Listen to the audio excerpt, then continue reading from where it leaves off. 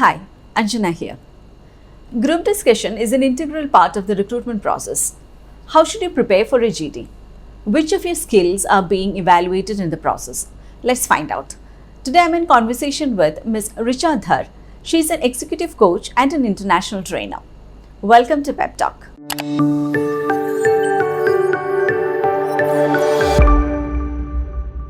So, welcome to the show, Richa. It's so good to have you back after so many days. Thank you, Anjana. It's always a pleasure to be on your show and really enjoy what we're doing here and trying to help the students get a perspective on how to build their careers. Absolutely. Really a pleasure to be back.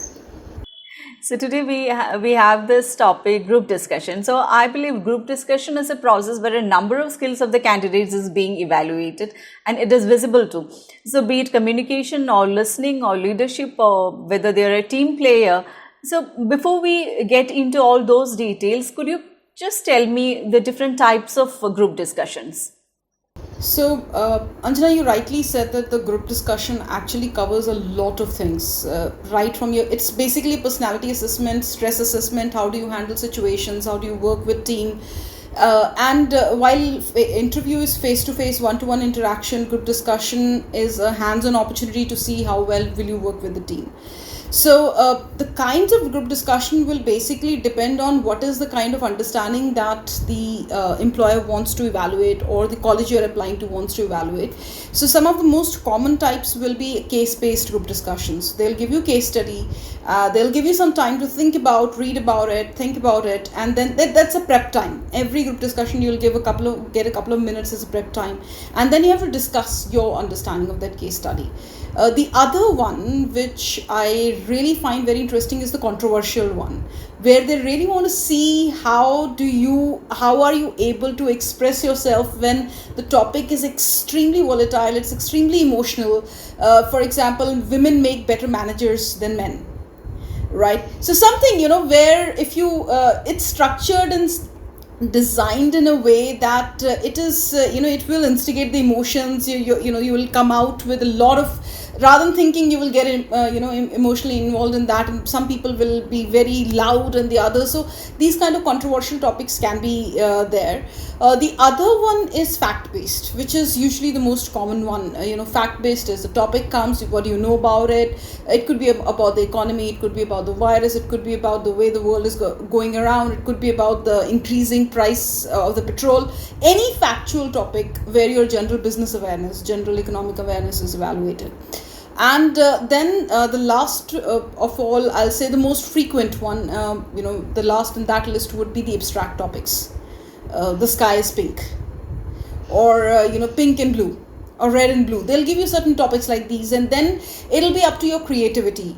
How do you bring the topic around? So these are the four most common kind of topics that I have seen being asked by employers and by colleges in their group discussions. All right, as you have said, if we go to the process of the GD, there will be definitely there will be a time limit, right? So they have to speak or they have to finish it in a stipulated time.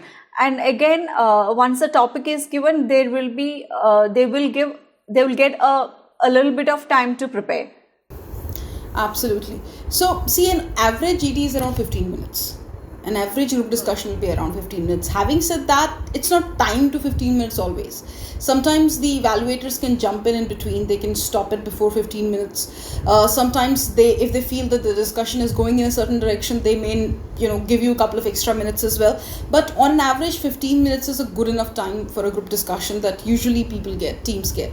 The other thing you have to keep in mind is that these 15 minutes are kind of divided into certain sections. So once you get the topic, that's the first thing. They'll give you a couple of minutes in the beginning, around 2 minutes or 3 minutes in the beginning, or maybe 3 to 4 minutes in the beginning to think about the topic, to consolidate your thoughts. Then there will always be initial 1 or 2 minutes when everyone will be, someone will speak and the others will listen, and then there is what I call the fish market time. There'll be like 2 to 5 minutes when everyone will be howling and everyone it'll be the chaotic time. That's how it naturally progresses. And for about 5 minutes of that, and then gradually the discussion starts taking structure. People start giving their perspective. Yeah, and then after that kind of assimilation of thoughts and ideas comes the point where then the group starts, last couple of minutes, where the group starts moving towards a conclusion, right? And now this is something very interesting, and which I believe all the students, all the aspirants should know. Not every group discussion will reach a conclusion. There are two things: there is summary and conclusion. So very rarely a group discussion will reach a conclusion. Usually you can summarize in the end.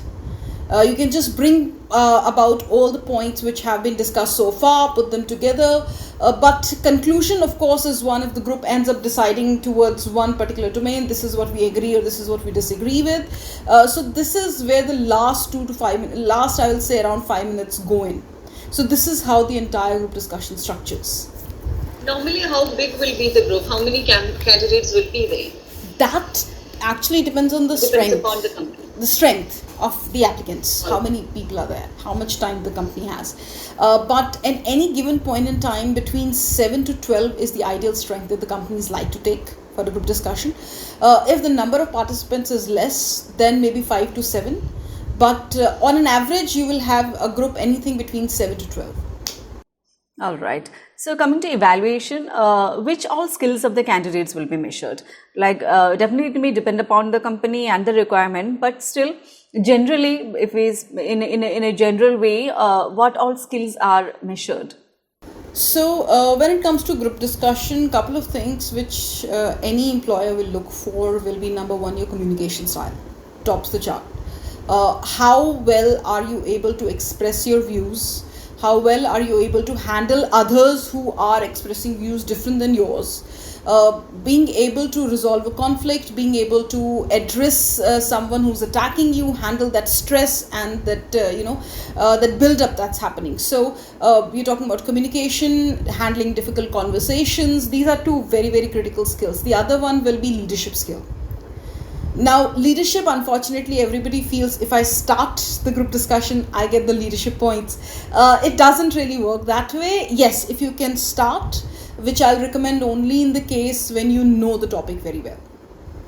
If you do not know the topic, don't jump to get the leadership points by the initiator. Just wait a couple of minutes. You may come into the discussion even after 3 to 4 minutes. That's absolutely fine, because you don't know much about topic. You're not really confident. Listen to others, gather the idea, and then, understand what domain this topic falls in, and then overall consolidate your thoughts and put them across.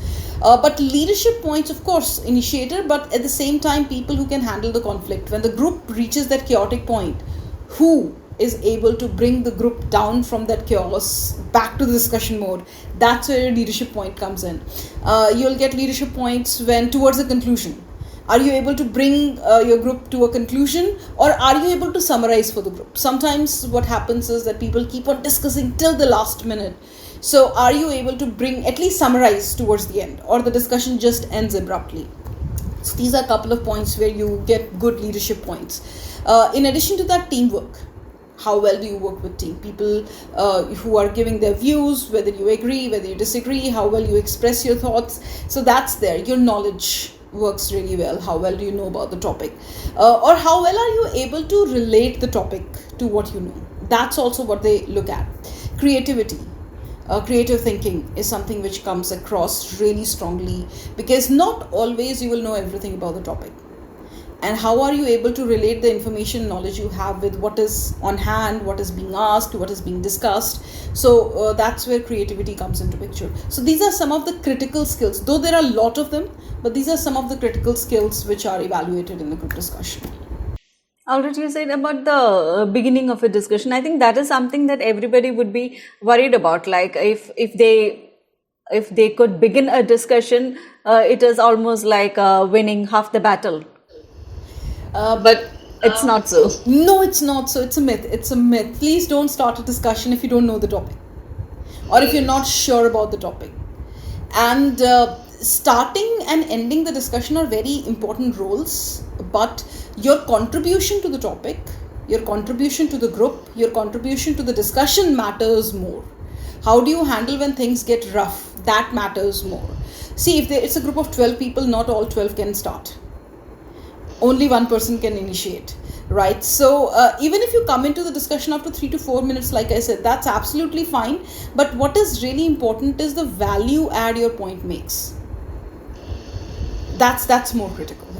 Yeah, so even if you don't get a chance to begin, you can still lead the discussion. Absolutely. You can just add value. You can, like you rightly said, change the course of the discussion. Take maybe, someone else said a point where discussion went in a different direction. You feel it should have been something different. So how do you take the direction into the one that you wanted to? So that's what they're evaluating when it comes to leadership, handling conversations and everything. True. So if we are talking about preparation for a GD, like if you need to speak on something, definitely you should have a good grasp on the topic. Otherwise, yes, whatever you say, it wouldn't matter. So obviously, a good knowledge on the subject and a general awareness is required. So if how would you advise how to prepare for a GD? So, first thumb rule for preparing for a GD, especially if you are an MBA student or if you're applying for a job, you're an MBA or an engineering student applying for a job, or you're a graduate applying for an MBA, get yourself up to date with what is the latest in the business. That's something which is very, very critical. So, couple of domains you should know about is what is the latest in economy. Keep hands-on information about it. What are the social issues which are in vogue, which are in discussion? That's something which is very important. At the same time, also understand about the business. What is overall happening into the business scenario in the country? A bit about the politics, though not really a lot will be required in there. But then I'll still recommend, if a government is being toppled over, a government is being changed, or maybe some elections are coming around, have some information about it. So I'm going to say something which a lot of students don't like to do. That is called reading newspapers, and I have heard a lot of faculty, crying their heart This is out. something that we all dealt with during growing up days, but well. Yes, but fortunately for this generation, they have a lot of information available in more interesting ways than newspapers. Right, Yes. there are YouTube channels, there are TED Talks, there is digital news. You don't really have to wait for 7 in the morning to read a newspaper. Whenever you get time, you can read a digital newspaper.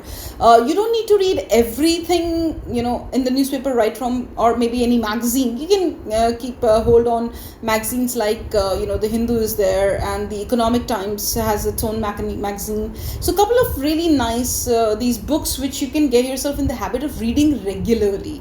So now this is something really important about group discussion. It's not like that I'm gonna drink a glass of Bonvita tonight and tomorrow morning I'll be a Superman. Group discussion doesn't work like that. You have to have the information which has been with you over a period of time. You've been discussing it with your friends, with your faculty, so you develop a perspective. Now this is where I see a lot of students struggle, that they have the information, they've read, they have the information. What they have not worked on is developing the perspective.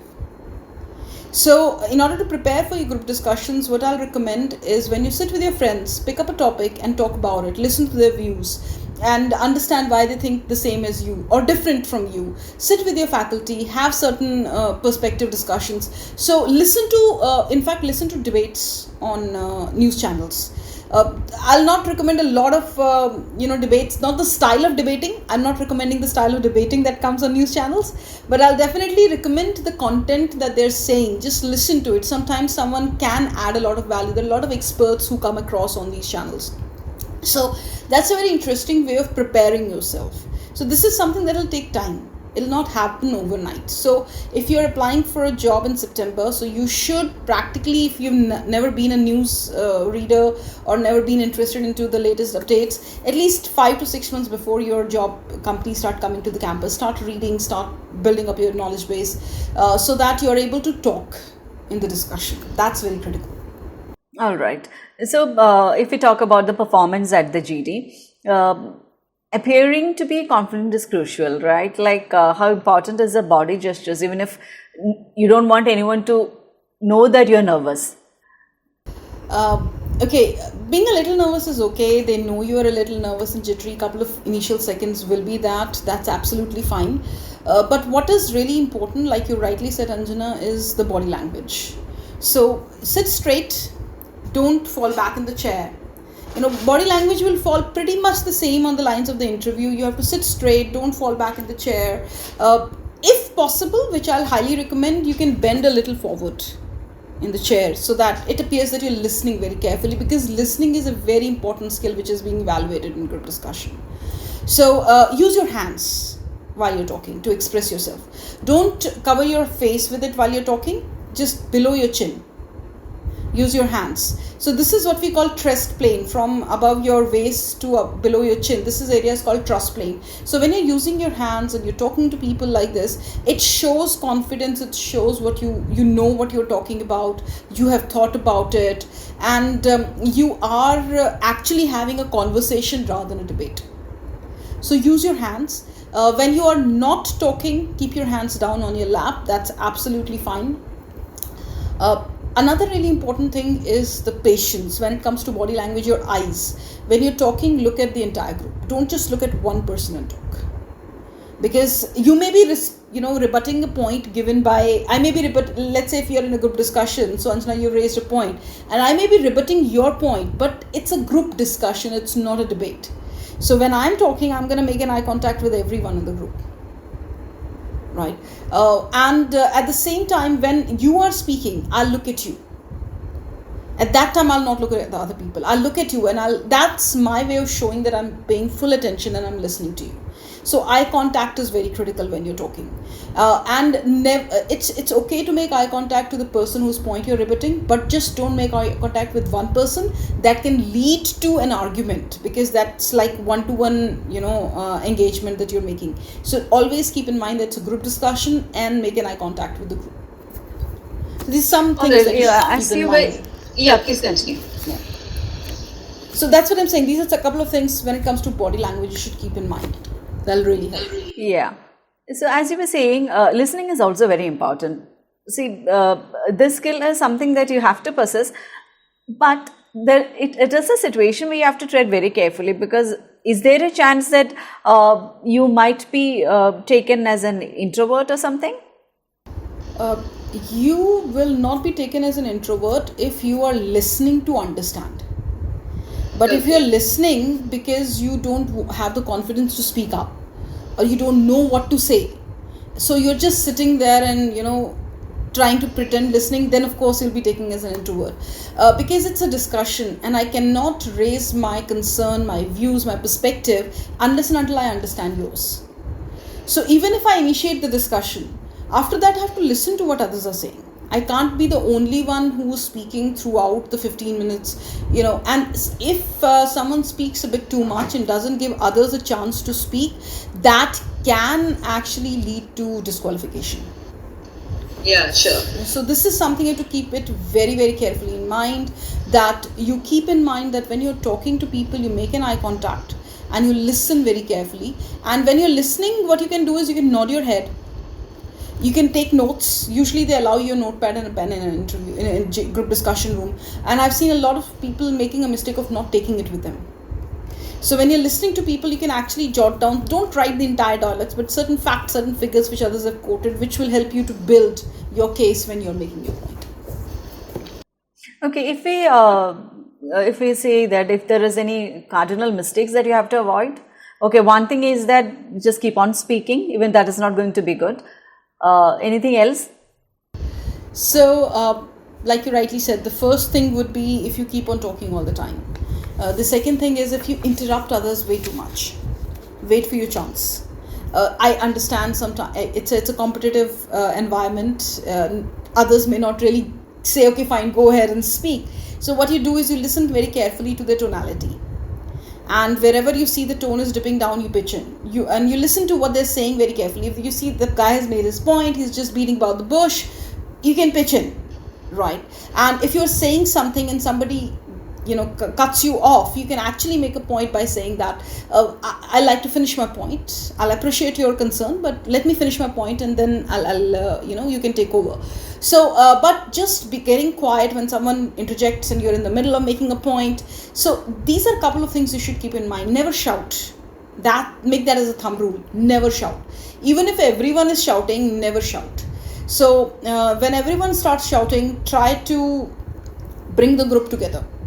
by calming them down. That's where you can score big points, right? So what I'll say is never shout, listen carefully, do not randomly repeat people's comments. Sometimes you do not know the content, right? A topic comes in where you're absolutely not aware of anything what to say. So what I've seen a lot of students, what they do is they will listen to you and to other people, and then they will just repeat what others say. Oh, I agree with what you just, oh, I don't agree with what you just said. Don't do that. Don't do that. That's again a cardinal mistake. Listen to people, assimilate their points, and whatever information you have, collate them with that and then put them across. Even if you speak once or twice only, but add value, like I said. So don't just agree just for the sake of it. Don't speak just for the sake of it.